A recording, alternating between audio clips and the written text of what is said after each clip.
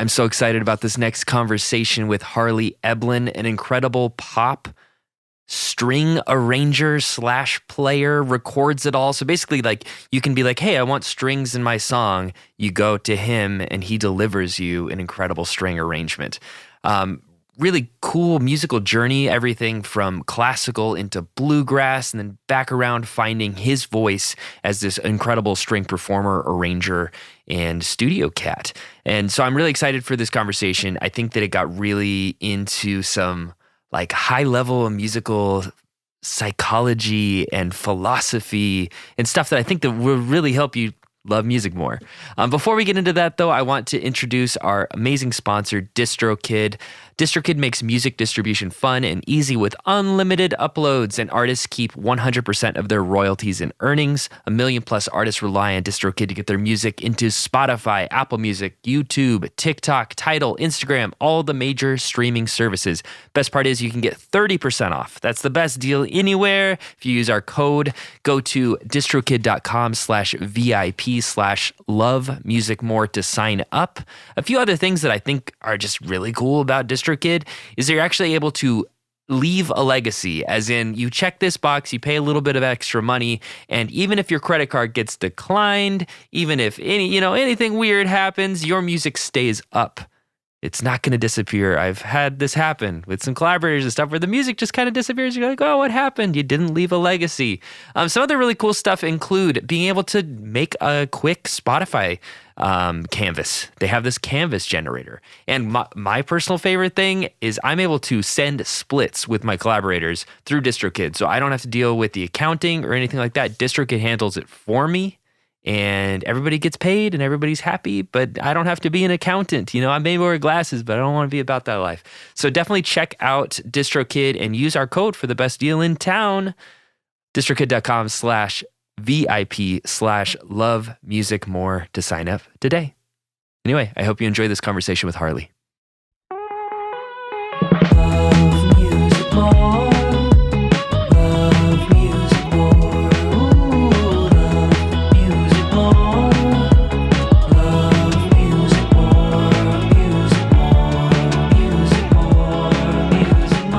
What's good, everybody? Scuba Dubert here. Welcome back to Love Music More. I am joined with Harley Eblen. Welcome to the show, Harley. Thank you so much for having me. I'm really excited. I'm really excited too. I'm so excited to talk about how passionate you are about playing strings, and then your journey on how this happened. So that at the end of this, everybody can walk away and just appreciate strings, like get hyped when they hear strings in a pop song or when they see it live. So, How did you kind of get started? What like kind of hooked you on music? Yeah, so I've loved music. Like it's a lifelong thing. My mom said that when I was 2 days old, she put on a Stevie Ray Vaughan CD, and I stopped breathing and just focused in and listened. So awesome. I feel like it's an affliction I've had since, I don't know about day 1, but day 2 at least. That's so good. But I still remember being in first grade and they handed us a recorder for the first time, and that was the first time I had been handed an instrument. It's like one of the only memories I have from that period, but It felt like a knight being handed a sword. It felt momentous. And from there, it snowballed until I'm in a recording studio in my home. But yeah. I love it. And you had such an interesting journey, kind of chasing this musical dream and ending up kind of where you are. How did you start off? So you started off on Hawaii and then kind of like went from there. What is that like, kind of music education and community on the island? Oh, that is such a good question. So I started playing violin in the 3rd grade when I was 9 years old, cello in the 4th grade. That was when we got to pick an instrument. I was fortunate. I went to a Waldorf school, and it's a private school. A German philosopher came up with the whole concept, but it's very focused on art and music, hence recorder in the 1st grade and violins and all of that stuff. But I really pursued that. I heard cello on the radio for the first time when I was like 9 or 10, and I was like, that's the thing I want to do. Cool. Like, game over. I'm going to spend my life doing that. But as I grew up, there's an amazing symphony in Hawaii. It was called the Honolulu Symphony when I was growing up, but I think they went bankrupt and now it's the Hawaii Symphony. Okay. But I had a teacher who was a cellist in the cello section of that Amazing. symphony. Cool. And so I was really fortunate to have great education, both in school and out of school. But as I got older and got deeper into music, I got really kind of disillusioned with classical music in a way and stepped away from that. There was a period in my life where I listened to the bookends of it were like Shostakovich and Britney Spears. Cool. And not a lot in between, weirdly. But I ended up finding Scottish, Irish, and bluegrass music and got really fascinated by that. Kind of left classical music behind for a while. And there are tight, like really small niche communities in Hawaii of those genres that were open, welcoming, and really warm and brought me into them when I expressed interest. What age were you at that point? Oh, good question. Probably 16. 16. Okay. So you're kind of coming 15, out, like 16. you're figuring out your own style now. Exactly. You've got the background. Okay. Yeah. I had the classical training. It felt good to be able to play the instrument, but I was like, I'm not being given opportunities to express things that I'm really feeling. Yes. And that wasn't a distinction I knew how to make at that point. But looking back, that's definitely what it was. So from there, I pursued the Celtic and bluegrass stuff. If somebody's starting off with music, do you recommend, sometimes people want to try and find their voice really, really early on when they're kind of picking up an instrument. Do you recommend getting your chops up and then getting the facility and then finding your voice? Or how would you recommend that if you had to do it over again? You know what? I wish someone had told me that there was no wrong way to do it. Because the thing I find most value with in hindsight and right now is time with the instrument. Okay. And there is a level on which it has to be quality time. Like you can't just noodle around all the time and expect to progress. So I am appreciative to classical music for that structure within which if you follow it, you can't help but progress. Okay. But the thing that held me back more than anything was feeling resistance to picking up the instrument in the first place. And that's one of the biggest things I had to learn how to overcome in my journey. So I don't think there's a right and wrong answer to that. Yeah. And I like that. And I think it's interesting too, talking to musicians that have trained with like symphonic players or people that have like a really strong pedagogical backbone and tradition. And then you have like rock guitar. It's like, you hire the alcoholic dude that plays in the cover band and off you go, Totally. So I always find it fascinating because obviously no wrong way, but there is a real strength to like playing and growing in a tradition that's been around for hundreds of years. Yeah. And then you can take that and go wherever you want. The interesting flip side of that is there's a book by Seth Godin. This feels like a tangent, but I'll bring it around. It's Seth Godin called The Dip. And he talks about, I'm going to butcher the synopsis, but the idea of whenever you start something, you start out feeling like you're great. And then you learn what you don't know. And that, I think he calls it the trough of despair. Good, yes. And then the idea is that you decide whether or not this thing is worth the labor of climbing out of that trough towards excellence. And literally the example he gives in that book of something that might be too competitive to be worth it is classical cello. Yes. And awesome. I read that and I was like, are you kidding me? But it's kind of true. You mentioned the hundreds of years of that history of the pedagogy. And because it is so rote, because there is such a factory, like a conveyor belt system, there are thousands of great classical cellists being churned out. I will never be able to touch the ability of any of them. So for me, it was about finding a voice.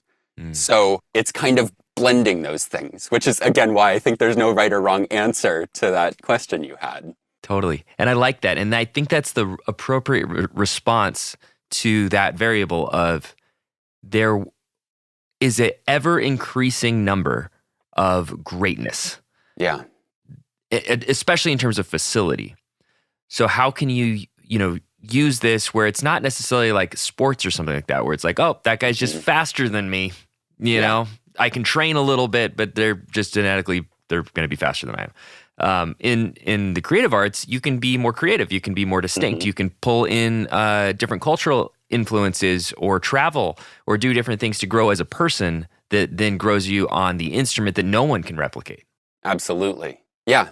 I mean, it's my whole career now is based around having a perspective and a voice, not necessarily being technically the best.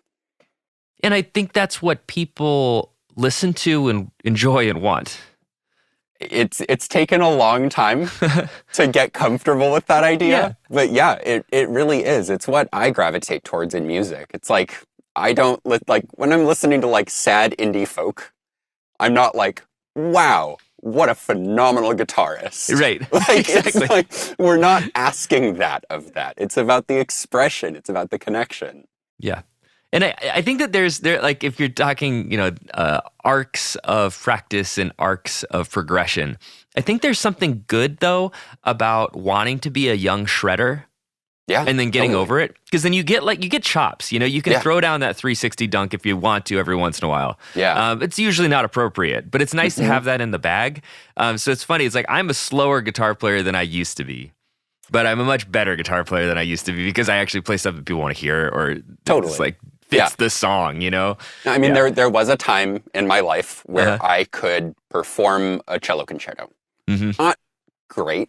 Mm-hmm. I was a student, but I could do that. And it was a challenging piece of repertoire that I worked my ass off to make happen. And then I left that. And then there was a period of time, a few years later, where I could walk into a circle of bluegrass musicians and like be trading licks, and it would get to me and I would be able to hold my own. Yes. Again, not necessarily the best in the circle, but like it's learning how to do those things. Neither of those things are what my innate expression would have been without learning them. But now I have those colors, those idioms, those palettes to draw from. And it's like, it's necessary. Yes. I love that.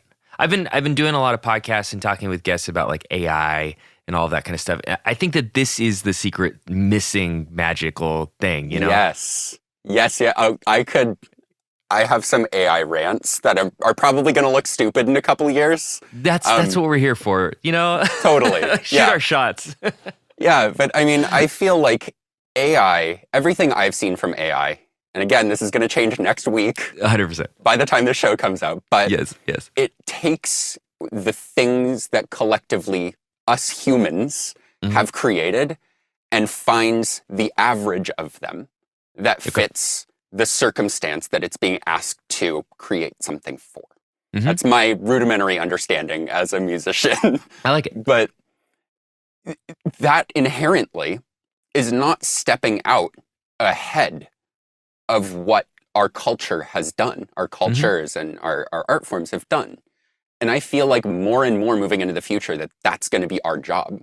Like things are speeding up, the cycle, the pace of creation is speeding up. It's our job to find new limits of what can be accomplished. And I think as long as we're doing that, we are useful as humans. And it feels weird trying to justify our use. Yeah. But I mean, I feel like that's where the conversation is right now. And it's becoming a weird synonym for bad or mediocre when somebody goes, oh, that feels AI. Like that's almost one of the worst things I could hear somebody say about my music. Yeah, unless it actually was AI. Yeah, because I am doing AI music as a separate side project, but like my real music, if somebody tells me like, "Ooh, that sounds like lyrics are AI generated," it's like, oh god, that's the exact like worst thing. It's worse than it being bad. Yeah, Yeah. No, and I feel like in an interesting way, I'm noticing that like, oh, that sounds like AI is kind of replacing, oh, that sounds like auto-tune. Cool. Because there was and still is some of this idea, but it's starting to go away that auto-tune doesn't require skill. Yeah. And I feel like culturally we had a moment of awakening when did you watch T-Pain's Tiny Desk concert? Yes. You knew I was going to say that. Totally. Yeah, that was everyone's moment. And I watched an interview with him later, the Netflix show This Is Pop. There was an episode on auto-tune, which blew my mind. Cool. But T-Pain said, that came out, everyone was like, wow, he can sing. And his only response was just mad. He was like, of course, you thought this whole time I couldn't sing? Yeah. So I feel like, I don't know, again, might change, but I feel like in 5, 10, 20 years, we're going to look at, oh, those lyrics sound AI'd. It's like, well, yeah, you use AI to push your own ideas farther, to be a sounding board. And it's like people have vocal styles based around autotune. One of my favorite examples right now is Gracie Abrams, because she is making pop folk music that intuitively would want to be very stripped back, very authentic, very like voice into the microphone into your ear. But she leans into this auto-tune sound that just makes like, it takes my breath away. Yes. So it's a tool to make art. Yes. And it's interesting how there's going to be more conversation between the mediums as they grow. Like, you like have Hatsune Miku, which is like virtual artist. You have these Vocaloid artists, and that has influenced Japanese music and the ways that vocals are phrased in Japanese music and quantized and stuff. And then you also have like the vibrato kind of style that's coming in right now. Have you noticed this? Or it sounds like a goat almost. It's like a perfect sine wave. Like the singers, I feel like the example of this is like singers that are growing up listening to auto-tuned vocals, not knowing they're auto-tuned, and learning how to sing that style. Right. I think that's so exciting. It's so cool. I think it's so, it's incredible. I'm like, I could never do that. That's such a skill. There's also an example of, when I was learning guitar, I didn't really understand effects process because I didn't have one. I didn't have the money or whatever. I was just trying to play songs on electric guitar. And I learned how to play a bunch of stuff that was a bunch of delay pedal stuff, but I just learned how to play it. Yep. And then I brought it to my guitar teacher. He's like, whoa, that's crazy. Like, how are you doing that? But it's like, oh, I just like wanted to play it. And I didn't have a tool, and I didn't even know it was a tool that made it. So it made me gave me more facility on the instrument than the original player. There's something so exciting about being too dumb. Yeah. And I mean this in a good way. Or too ignorant. Maybe ignorant. Yeah, ignorant. But too ignorant to know that what you're trying to do should be impossible. Yes. Like, it's so liberating and so exciting. And I feel like in my own work, I'm trying to relearn how to throw out my ideas of what is possible and just try dumb things. Because it's led me some fascinating places. And it's like, yeah, it's one thing. It's more natural when it's a kid not knowing better. But like, how as an adult, as a professional, can I reignite that curiosity and just like, I wonder if I can do that. How have you gone about that? I mean, it's ask me in 10 years. Yeah, there you go. It's a process. Like I've realized I'm someone that likes structure and systems and repeatable processes. And I've noticed that in whatever I do, the more repeatable the process, the less exciting the result, in a way. So I throw myself really improvisationally at projects. Someone will send me a song. And what I do for a living is I'm a string arranger. So people send me productions that are between 50 and 80% of the way finished, usually. And I will sit down and try ideas. The thing that I try to really focus on in the process, I try to be really intentional about the start.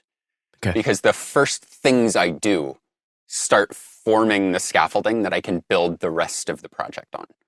What's good, guys? Scuba Dubert here for the Love Music More podcast, and I want to let you in on a little secret. One of my favorite new things, Minuendo lossless earplugs. So these are really, really, really cool. I've got 2 of them here. It comes in this awesome sweet box, but it comes with a bunch of little goodies like carrying case, tether, cleaning tools. But the real tech is in these little tiny lossless earplugs. My favorite thing about it is, one, you can swap out any of the included tips. So depending on the size of your ear canal, we're all built different. You can get a nice, comfortable fit. But there's also this little lever on these adjustable versions that can go from 7 to 25 decibels of cutting. So depending on if you're listening to nu metal or jazz, you can just hit the little lever and adjust in real time. And I think that's really, really cool. for the longest time, I was listening in those awful foam earplugs, and it makes the music sound like that. It just cuts off all of those high frequencies. And so I was always tempted to sneak them out a little bit. Oh, it's my favorite song. No earplugs. And then you get hearing damage. You have tinnitus after the show, and then you come back, you want to work in the studio, and guess what? Your ears aren't right. And that's why I love Minuendo, because you can just pop these in and have full fidelity with these lossless earplugs. There are two different versions. One is adjustable with the little lever, and then this one is fixed at 17 decibels. So check out Minuendo, Minuendo.com, or you can search them on Amazon and find Minuendo earplugs today. Get cracking.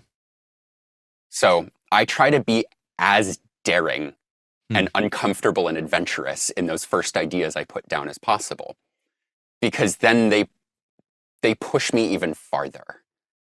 If I get something weird down, and then I'm like, I like it, but how do I make it work? Then I'm working backwards from something that makes me uncomfortable, instead of being like, oh, this is a C chord, here's my C, E, G, do that, what's the next chord? Like, I try to do a top-down instead of a bottom-up approach with my string arrangements. And that's a moment where I really feel like I can just grab a bucket of paint and like hurl it at the wall and see like, oh, that kind of looks like a horse. Wonder what I can do with that. I like that. And I think there are a lot of artists, visual artists, that do exactly that. Totally. Like start from a point of chaos of like fluid dynamics. Yeah. And then you're gonna frame around it and turn it into a thing. So that it allows you to unlock both sides of your brain and also utilize that process-oriented, logical, trained approach around the artistic, free chaos. And I think that's a beautiful way to get to a releasable bit of art rather than just a experimental bit of art. It's fun. Yeah. No, I really enjoy the process. Like every day when I come in here and like get paid to do that, I'm like, really? Is this actually my life? Cool. I feel really fortunate. Love that. And that's a hard thing to maintain because it's so easy to just get used to stuff. That's just what we do as people. Yeah. Get used to stuff, but to cultivate that gets at a practice that I try to be really intentional about is it's so easy to get caught up. I mean, I guess at its core, it's just a gratitude practice. Yes. But it's so easy to get caught up in wanting more. Like, I just redid my studio desk. It's now a sit-stand desk. I can raise and lower it. Nice. Amazing. Right, Yeah, it's nice, but like, it didn't change my life. Yeah. It's still my desk that I come to and work at. It's like, oh, maybe like the next version or the bigger studio or the nicer house. But I try to center myself and walking in here and being like, this room. Yes. I've dreamed about this room for 20 years. Yes. And it's mine. And just like taking a second. And sitting out on our porch the other night while my partner and I were talking about our future and finances and all of this stuff. We're like an hour deep into this conversation trying to problem solve. And I just took a moment. I was like, we are sitting on a porch, drinking a glass of wine, watching the sunset. And this is our space. I'm like, this is amazing. Yeah. Like, by any metric I set out for myself, except for like a couple little pieces that are icing on the cake, I've made it. Yeah. Like, I work in music, my partner works in theater, and we are making a living. Like, that is beyond cool. But it's easy to forget if you don't stay grounded in it. And it's easy if you're not there to lose hope or to not see that in the future. And I think hearing these stories to be like, it is possible. It is still there. It might be very hard. It's not going to absolve you of all stress and all financial pressure, but there is like a light in this tunnel, and it can be pretty sweet at the end of it. Yeah. Yeah. No, I can speak from experience. It does not absolve you of all stress or financial pressure. But, right. But like, any job has the paperwork. Any job has the like, I wish I didn't have to do that. And it's like, I'd rather the overhead that's unpleasant with this than anything else. Yes. The magic for me getting this space, because I got this space 4 or 5 months ago, is getting a door. I haven't had a door. And Doors. So there's just this like element of like, I can shut that, and any time, day or night, I can make at least, maybe not play my drums. But Yeah. like I can make a pretty like good amount of noise and no one's going to be bugged. I can be weird. I can fail. And there's no element of like my neighbor through my paper thin walls are going to judge me, or my wife is going to be like on a conference call hearing me try to do Beach Boys background vocals, like that. She doesn't have to do that anymore. It's great. I mean, that actually brings up something that's so important, like having a safe place where you can just try things. Yeah. Like I tend to be a little closed door and secretive about my process. And I'm sorry, I just saw a guy with a leaf blower show up outside it's cool. my window. It's not that loud. Okay, cool. My apologies. Like the they universe. usually move along within like a minute or so. You're good. But yeah, the space where you can go to close the door, even if the leaf blower sound is coming in, being able to try things and know that if it doesn't work, no one else in the world ever has to hear that thing you just tried. Yeah. And getting to that place and then realizing, oh, it was never about other people hearing it. It's about me hearing it. How do I get comfortable with sounding bad for myself? Yeah. Because to get to anything good, it sounds really bad for a while. Like just learning to lean into that and throwing trash down until there's one piece of gold. Love that. And there's that, it's like a practice room kind of thing where, you're not supposed to sound good when you practice.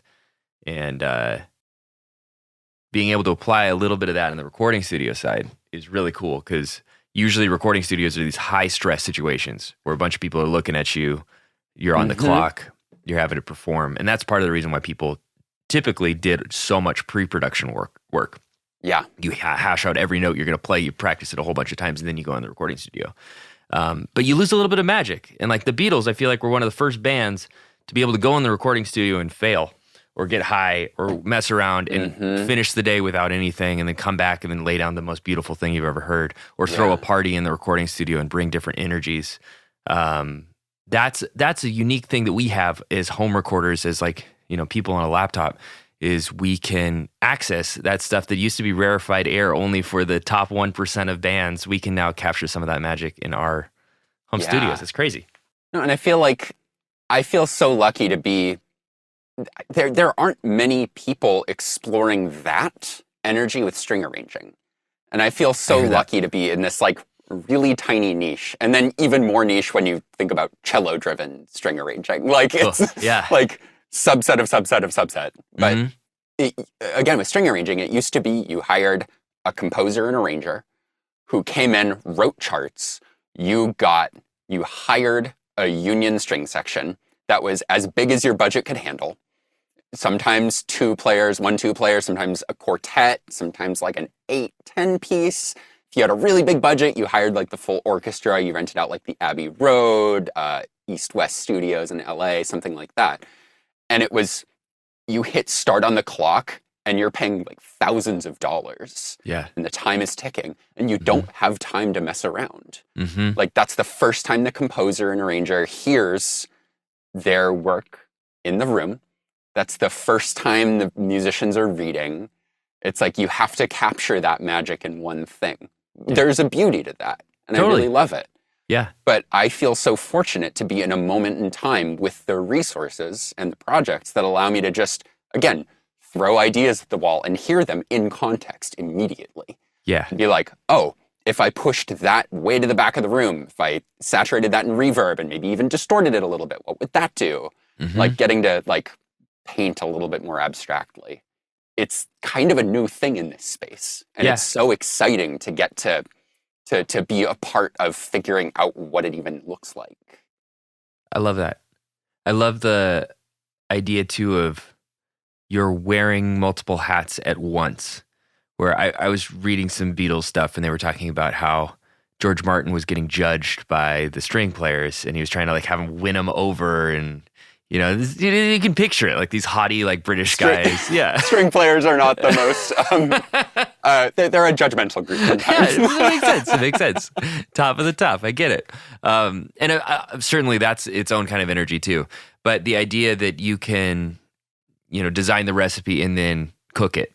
Yeah, that's a pretty special cool thing to, and it also gives the ability for, people that maybe aren't as advanced in their careers like me to be able to hire you and be like, rather than I need $100,000 to be able to pull this off. It's like, no, I can actually get strings on my song. We can actually make this happen. We can start experimenting early and craft a sound around it. Yeah. One guy in a room at home is a lot easier than like 100 union members on the clock. For sure. For sure. Exactly. And there's places for both. Don't get me wrong. But it is, and it also, it gets what somebody that I had on the podcast said, it gets more of your stink on it. And I liked that. Where it's like, I love that. Like if I play drums, guitar, and bass, it's like there's a bunch of my stank on that thing. You know what? Yeah. I might have to steal that. Because I stole it from him. I don't even remember who said it. That's so funny. Because even the moments where there is one note or a simple chord, I try to think about what the song is doing in that moment and just hold an intention in my head. And somehow, even if I'm not conscious of it, it comes out in my playing in ways that are often too subtle to hear in one take. But when I layer that 5 times, 10 times, 20 times, I'm like, oh, that's the thing that's happening. Where I might not even know it when it started, but that intention held across multiple tracks, like you start to feel it as it builds, and it like actually makes something a little bit magic happen in the song. I agree. And those are really hard things to quantify. Totally. I feel the same thing with recording engineering. Like the new way to do it is to slap on a bunch of saturation stuff after the fact. But the old way that it actually happened was little tiny bits of saturation all across the parts of the cable, signal chain. This cable's a little busted. This preamp gets this little weird thing. Like all of that in aggregate becomes a certain kind of saturation than just slapping a saturation plug-in on your master bus does a very different thing. Both are fine. Both have their own sounds. They're both cool. But it's like understanding that a little bit where you can have additive things in the playing, in the personnel, in the recording engineering. All of that adds up to a closer thing to your final vision or something that has never been heard before. And I like sharing these things because as a listener, you might just be like, yeah, there's strings on there. You don't think like, okay, no, the string player's like got this in their head and they're layering around that idea. I love that. Yeah. And I mean, part of the reason I got into this, like it was an accident. I wanted to be a music producer. Cool. And it just didn't work. But even from the time I was a kid, like when I was living in Britney Spears world and in Shostakovich world, I was realizing even then that there was a disconnect. And I would hear strings in pop and be like, but why are they dumb? Like, why are they boring? Why is nothing happening? And then I was like, oh, that's like MIDI instrument. Oh, that's like a simple part. Oh, time constraints, budget constraints. Oh, that was just a texture they wanted late in the game. Realizing all of these things. But like, as I studied music more and got deeper and had more experience in different areas, it would bother me more and more, that disconnect that I was hearing. And so at a certain point, I was just like, all right, if this has been pissing me off for like over a decade, I should probably try to put my money where my mouth is and figure out if it's actually doable. Like if I think I can do better, can I? And that's been like such a fun journey because like I was, as a listener, trying to decode that as well. It took me a long time. And I think that's why it's so important to cultivate taste and opinion and then, see if you can do it. Taste is the whole thing. Like, I've held things from both Ira Glass, the producer and host of This American Life, and Victor Wooten, the bass player. Yeah. They give similar advice. Cool. Victor Wooten, I took a workshop from when I was like 16. I brought an electric cello to a bass workshop. Cool. Love totally outside my comfort zone, but so good. I learned so much. Yeah. Just from being around him. But I remember him saying you can tell when someone has spent their life in a practice room because they can play, but they have nothing to play about. He said, you have to learn the instrument. You have to get the expression through the instrument second nature. But then you have to live life. And you have to have something to express in the music. And I quit the cello for 7 years. Like, I didn't play for nearly a decade. And I came back to it. And I realized that after coming back to it, I had so much more to say. And then the thing that ties into that Ira Glass said is there's the taste gap. I think about the taste gap a lot. You get into making something because you hear something in your head or see something, feel something, whatever it is, that's not happening, that you want to have happen, that you want to make exist. And then you try to make it, and it's nowhere close. And the gap between what you're making and what you want to be making is working to close that is the entire journey. I've gotten really comfortable with the idea that I'm never going to close that gap. If I ever close that gap, I've lost. Because that's a failure of taste. Like, if the end-all be-all of music to me is what I'm making, that's just ego. I don't want to ever unconditionally love anything I do. I want to see the next step that I can take in it. That's where the joy is. Yeah. I get that. I think the only place that I might disagree with you on is that I think I'm finding a little bit of the closing the gap is the areas that I want to remove myself. Like the counterpoint of the stank thing. Like, I just saw Nate Smith play with Brittany Howard. He's a great drummer. Ridiculous. That had to have been a great show. It was insane. It was insane.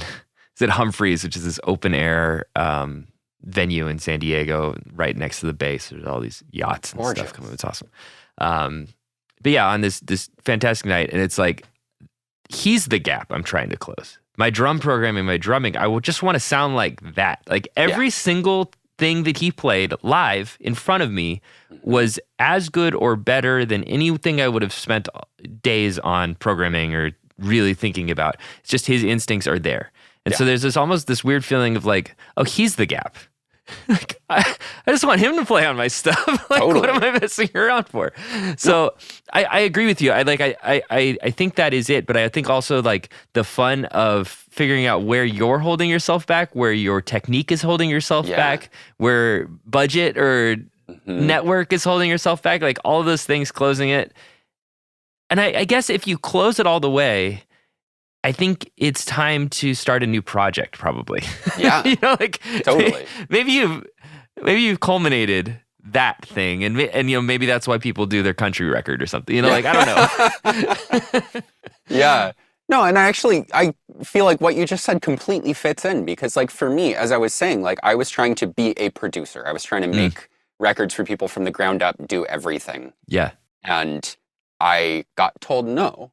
And so for me, part of closing that gap was realizing this one slice is what I am most knowledgeable about, experienced at, and passionate about. Like, this is the dragon I feel like I could chase for the rest of my life. I like that. Like, this one thing. And ironically, narrowing down and getting better and better at one thing has put me in positions to be on better and better projects. Yes. Where other areas of, like, oh, I wish that aspect of this production was better. And like, I'll work on something and I'm like, oh my God, that's the guy. Like, that's the guy that I love who does drums or guitar or bass. And it's like, oh, that's so cool that I'm adding strings to that record. Love that. Love that. And I totally resonate because, and sometimes it's the wrong economic decision where, like, for me, I was making my money playing guitar for other people going on the road. Wasn't super passionate about it. I also don't think I was that good at it because I just, like, I liked mixing it up too much. I'm an artist. Like, I wanted to be an artist. And I don't think I was super good at sticking to the script or wearing all black and kind of tucking in the back. I just wasn't. So I had a lot of gigs where it's like, hey, dude, like, maybe tone it down a little bit, or, you know, it's like, but I want to, you know, like, I know this song so well now. I see this other thing I could do. And so, like, took a big step back monetarily when I decided to work on production in this project and stuff. But I'm so much happier. And again, like, I agree, like, this is the thing that, I could chase this for the rest of my life. Yeah. Couldn't chase that for the rest of my life. Yeah. I mean, like, you can leverage ability. You can leverage whatever capital you have to make Mhm. more money. Mhm. Like that would have been in that moment the session guitar player, the Yeah. road guitar player. Yeah. But then you can also leverage that capital to buy, even not monetarily, Uh-huh. more excitement, more joy, more passion, more flexibility, free time, whatever that is. Mhm. Yeah, and like my business doing this is Yeah. on a steady growth trajectory, Mhm. but like it started out in the negative. Right. Like Totally. I'm not gonna lie, it wasn't Totally. like it wasn't course. that I jumped into this because I'm like, dang, I could make a killing at that. Right. It was like I want to earn a living in music, and Mhm. this is a corner where I think I have something to say. Yeah. I think I can genuinely add something if I work at this. Mhm. So let me see if I can do it. Mhm. And that's been worth it for me. Yeah. On that point, I'm so curious when you are approaching arrangements.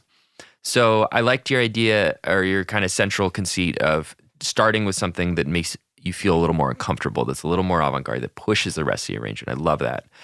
When you're layering on that, when you're actually doing the arrangement part, in this case, the like alto and tenor voice kind of thing. Yeah. How are you filling in the gaps? Are you trying to write counter melodies? Are you trying to play two chords? Are you trying to stay out of the way? Are you crossing voices? Like, is there a set of kind of rules, or are you just kind of following instinct? Like, how do you actually go about filling in the gaps? Yes. Cool. Everything you just said. Sweet. I can identify the thing I did in hindsight. Like I have just enough formal music theory training. I think I left college after music theory 1 and 2. Uh-huh. That I can like think about it, look at the thing and be like, oh, that's that kind of resolution or that cadence, or oh, I'm doing that thing. But I try to be as driven by taste as possible. So the way I train myself, I've made playlists of string arrangements that I admire, and I listen every day. Cool. Even just for 5, 10, 15 minutes, whatever it is. But like, I put things I want to do in my head. And as often as I can while I'm working, I reach for those things. Yeah. Like as direct quotes or influences, whatever it may be. Mm-hmm. But when I go to fill something in, I don't think I mentioned this, but I spent 5 years playing guitar, focusing on writing songs. That was in the gap where I'd quit cello. Cool. So I try to think about about what is the song doing? What was the intention of the writer? What is the intention of the performer? What's the intention of the producer? Sometimes it's the same thing. Sometimes they're different. Sometimes it's all the same person or not. But I try to think, what are they trying to accomplish here? What have I added to it? And how do I help them bring home the message they're sending in this moment? And so that fill-in process is often really gut sense and emotion driven.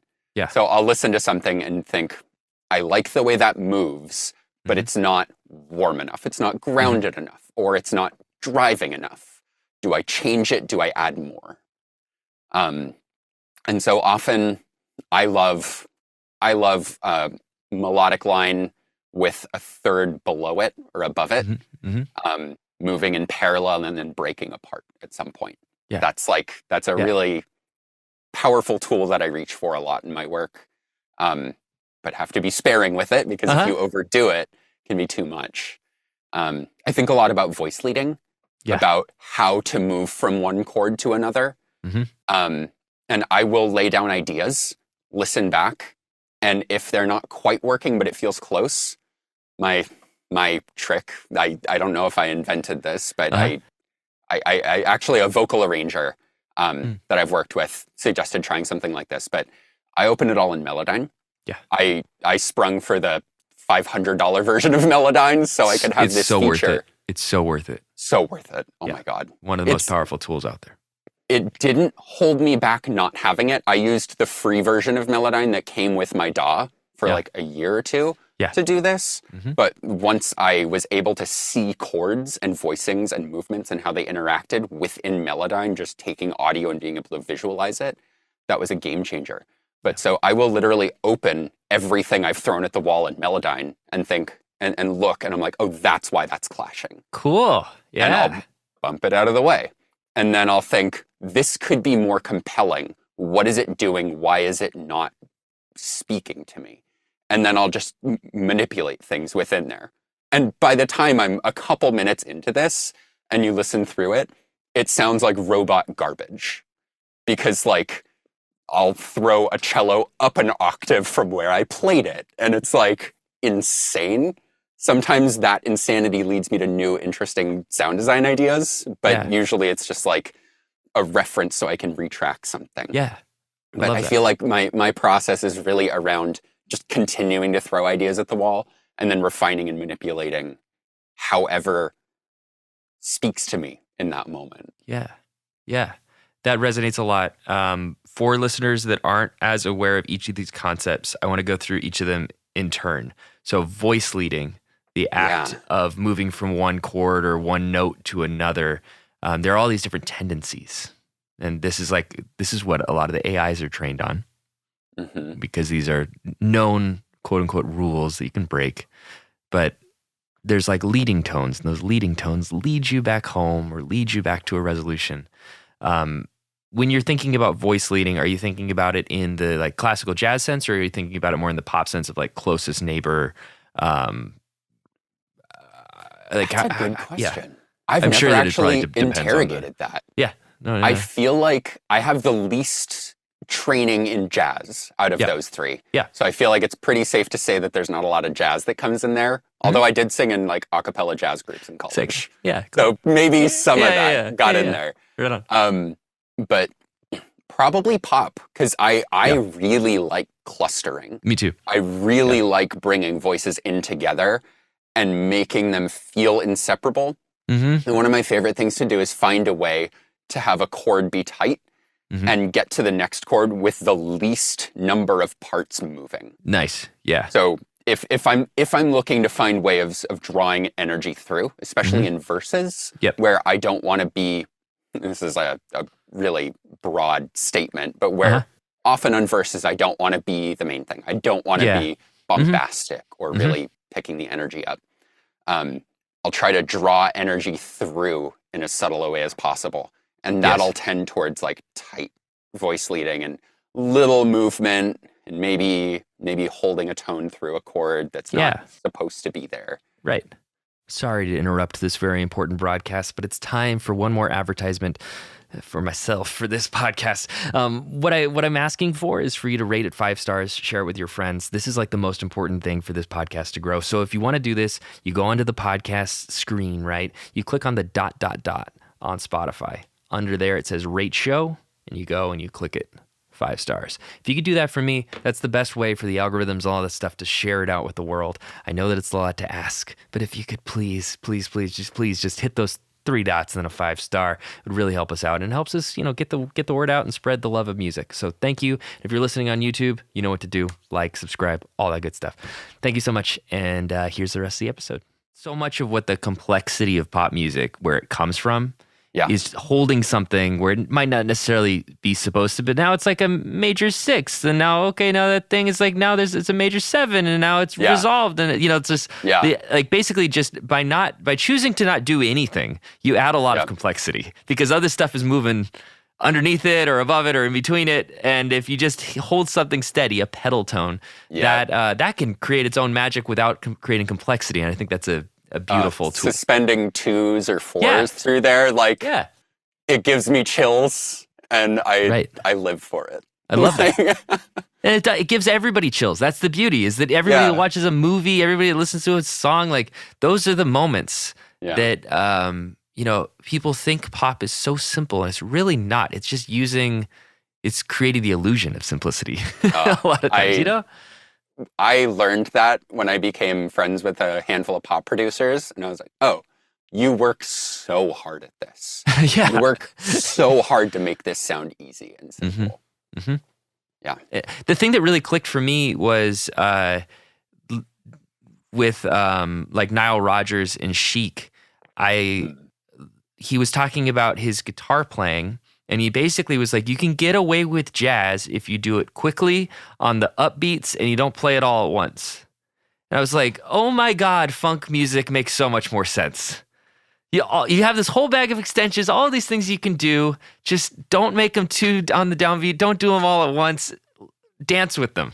Flirt with them. It's like, I think I might not be able to finish this interview because that was like such a such a profound thing for you to hear. That's so cool. So cool. So cool. I think about that like every time I play guitar. Yeah. Because I'm not a jazz guy either. I know some jazz, but I'm not good at it. I'm a pop musician. I always have been. But I want to be able to use all of the tools and all of the colors, all the flavors, all the spices.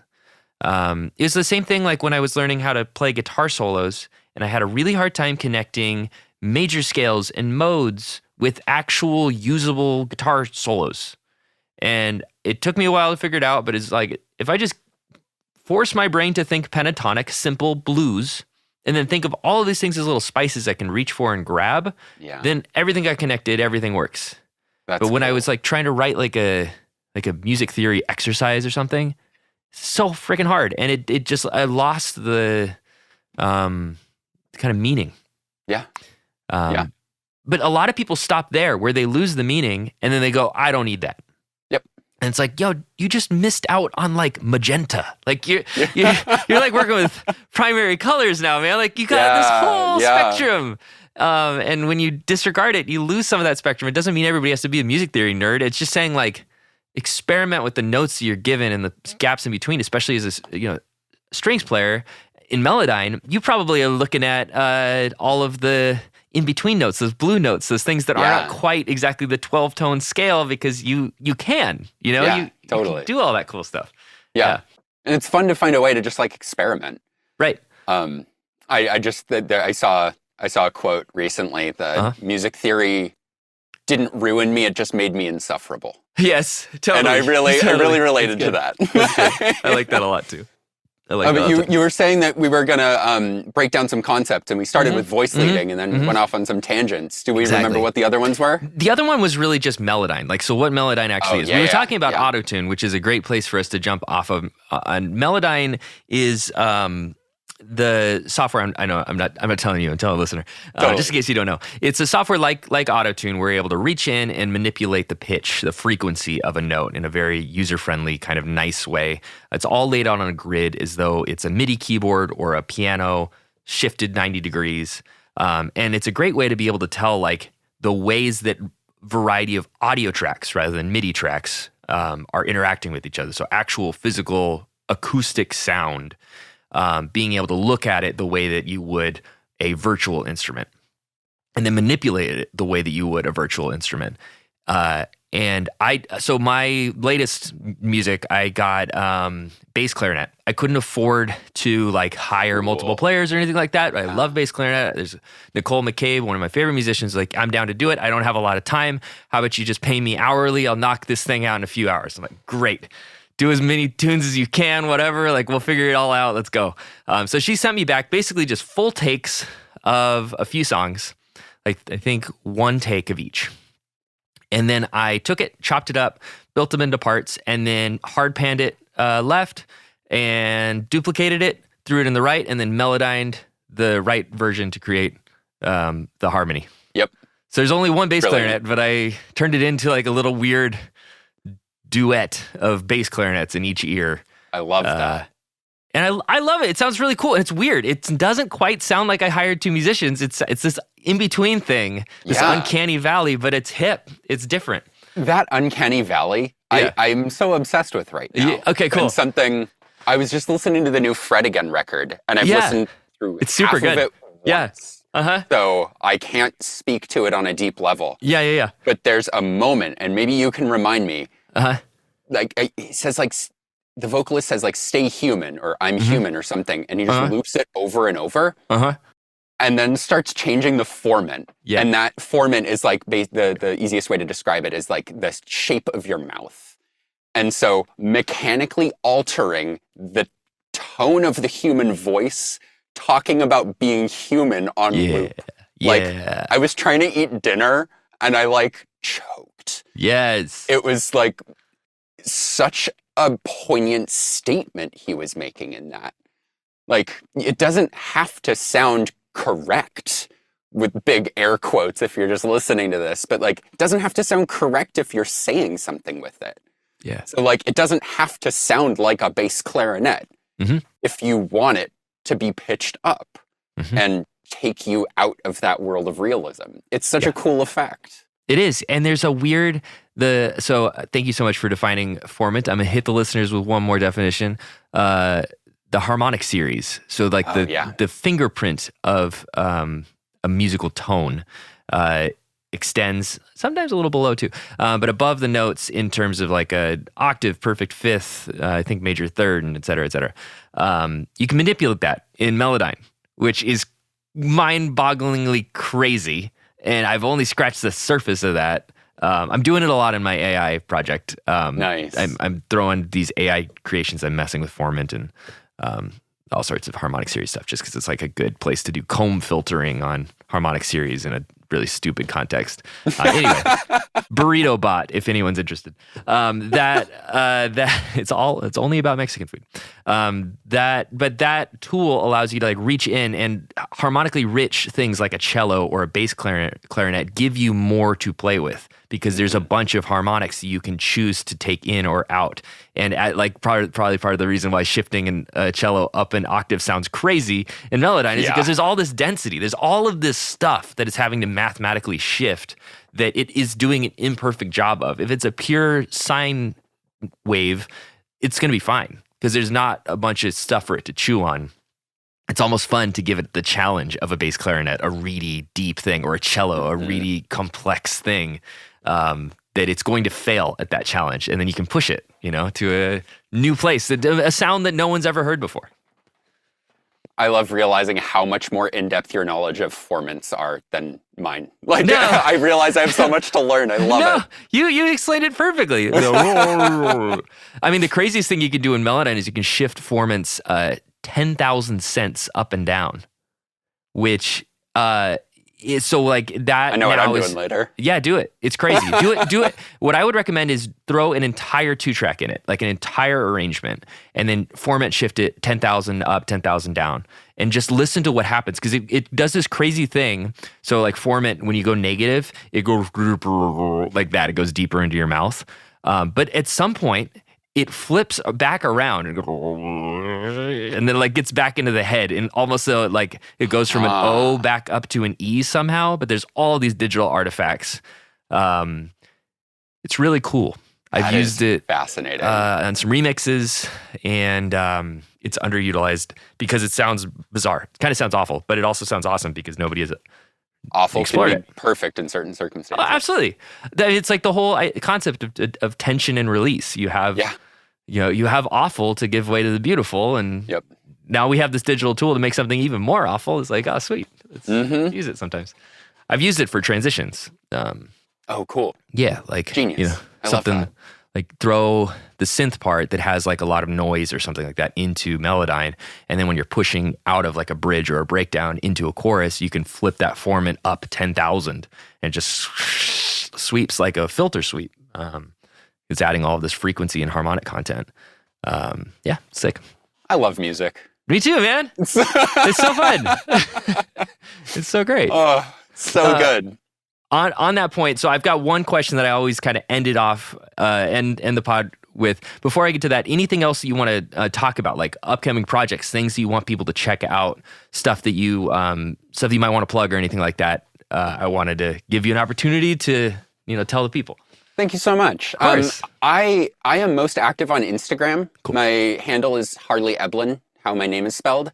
And what I do there is I talk a lot about the string arranging work that I do. I talk a lot about playing the cello and what that brings to people's work. So that's where I spend 90% of my waking hours thinking about and working on things. So if you want to connect, I'd love to chat with you there. That's the best place to do it. I love it. All right, here's the big question. We led into it, I think, quite well. The show is called Love Music More. The question is, love music, why? It's why are you so excited about music? Why do you love it after all of this? Why is this journey worth it? And why are you excited for the next leg and the next leg after that of this journey? What is it about that? And if you were telling your younger self or something like that, about the future that they would have and the joy that they would find, how would you put it? I love this so much. There's two parts to this off the top of my head. Yeah. The first is that music is my first language. And just to remind myself of what the second part is going to be, it's the dedicating yourself to something and the pursuit of excellence is what I've found makes life joyful for me. So music being my first language, like started this off talking about how when I was 2 days old, like couldn't breathe listening to Stevie Ray Vaughan. I was just captivated. I feel like in my musical training, I learned how to play notes and melodies and understand chords before I learned words. I had to learn lyric writing later. English feels almost as expressive to me as music, but not quite. When I'm feeling something, when I'm trying to work through something, when I'm trying to share something or express something, music is what does that best for me. So getting to work on projects, whether they're clients, mine, or just for fun, the process of giving my emotional self and my whole being over to trying to express something is, I feel really emotional right now. It's the most healing thing in my life. It's the most powerful and grounding thing. It's what makes me feel the most human, period.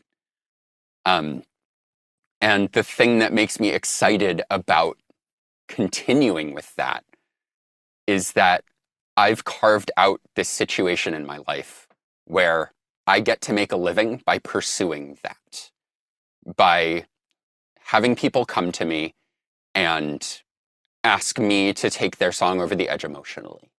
90% of the time, that's what the ask is.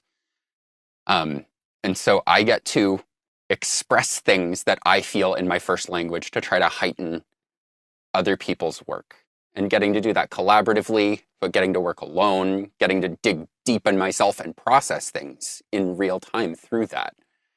And just pursue getting more fluent at that. Being able to have the thing come out right the first time more often than it used to. And knowing that that'll keep happening into the future. That pursuit brings me so much joy. So I feel like those two sides of it, it's just music is everything to me. It's a great answer. Wholeheartedly agree. Yeah, great way to put it. Well, everybody, thank you so much for joining us. Be sure to check out Harley on Instagram and get hired. Get some strings on your stuff. We'll have a great time. Thank you so much. It was really good to talk to you. It was a real pleasure, and let's definitely keep in touch. Absolutely. Yeah. Thank you so much.